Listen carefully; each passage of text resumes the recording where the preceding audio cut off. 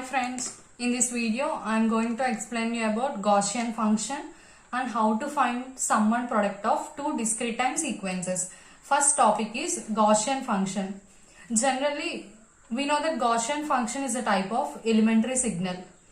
This Gaussian function is denoted by GA of t. This GA of t is equal to e power minus at square. So from this what we can say? Gaussian function can be mathematically defined as GA of t is equal to e power minus at square. The interval of t is minus infinity to infinity. T value lies between minus infinity to infinity. Let us see the signal for Gaussian function. Let this be x-axis. T is taken on x-axis. Here we are taking amplitude on y-axis. Let us consider 2 points, 2 samples on x-axis minus 1.5 and 1.5. If you draw the signal for a Gaussian function, the signal will be like this. This is the signal diagram for Gaussian function. At 0, its amplitude is 1 and the values in between minus infinity to 0, the amplitude goes on increasing, and when we are moving from 0 to plus infinity, the amplitude goes on decreasing. This is the case of a Gaussian function. Next, let us see how to find sum and product of discrete time sequences. Generally, discrete time sequences sum is obtained by adding the corresponding elements of each sequence. For example, the sum of two discrete sequences is obtained by adding the corresponding elements of each sequence. I will tell you with an example. For this, let us consider two signals, two discrete time sequences.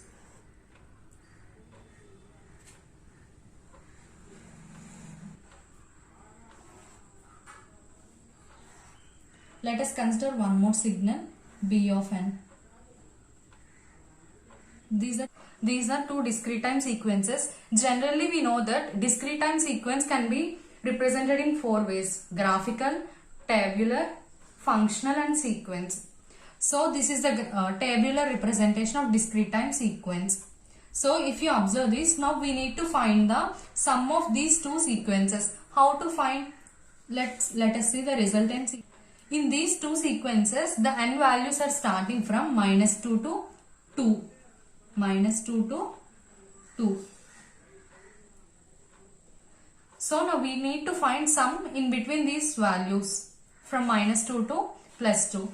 At minus 2, we need to add the values in both samples. In both sequences, we need to add the minus 2 sample. So at minus 2, here it is 3 and here it is minus 3. So minus 3 minus 3 plus 3 is equal to 0. In the same way, 4 plus 2 is equal to 6. 1 plus 1 is equal to 2. 2 plus of minus 1, which is equal to 2 minus 1, which is equal to 1. 1 plus 4 is equal to 5. This is the resultant sequence, resultant signal. Here first we need to add the corresponding elements of each sequence so that we will obtain the resultant sequence. Next, let us see how to find the product of discrete time sequences. Next topic is product of discrete time sequences.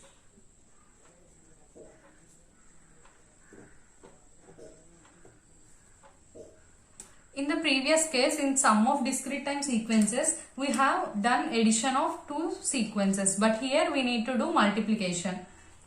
Again, let us consider two signals, an, bn, n from minus 2, minus 2. This is one signal, and let us consider one more signal.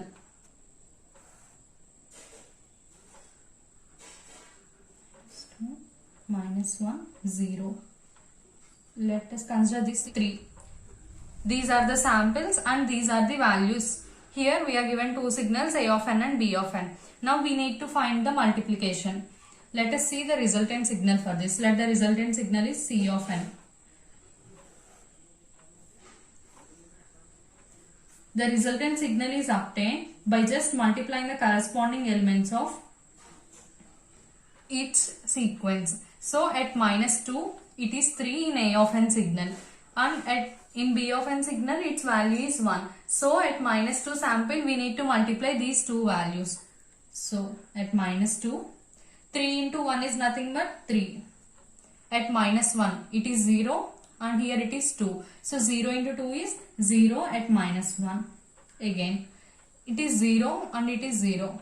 At 0 its value is 1 and here it is 3. So 1 into 3 is 3. Here in first signal we have first one sample at t is equal to 1 also we have the value, but in the second signal we don't have. In the first signal at n is equal to 1 also the value is given, but in the second signal it is not given. So here take n is equal to 1. In the second signal its value is 0. We need to assume that if n equal to 1 is not given, we need to assume its value as 0. So 2 into 0 is nothing but 0. This is the way how we should find out product of two discrete time sequences. For example, if there is one more case, we need to multiply the sequence with a constant k is equal to 2. For example, I'll show you.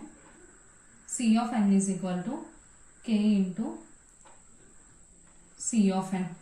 How we have to perform this? Simply, we need to multiply each element with the constant.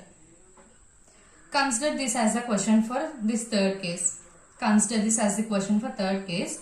So this is the samples. These are the samples for the signal and the above one are values. So we need to multiply the k value with these values. So let us consider k is equal to some 3. K is equal to 3. We need to multiply every value of the sample with k is equal to 3 to obtain the resultant sequence. So let us consider it as d of n, which is equal to k into Cn, and it is n.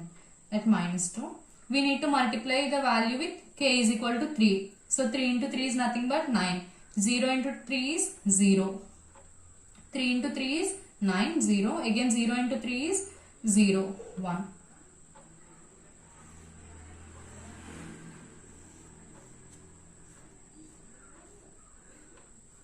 This is the way we need to find sum and product of discrete time sequences. In the next video, let us see operations on signals. In that first let us learn about time shifting operation on continuous time signal and discrete time signal. Thanks for watching the video.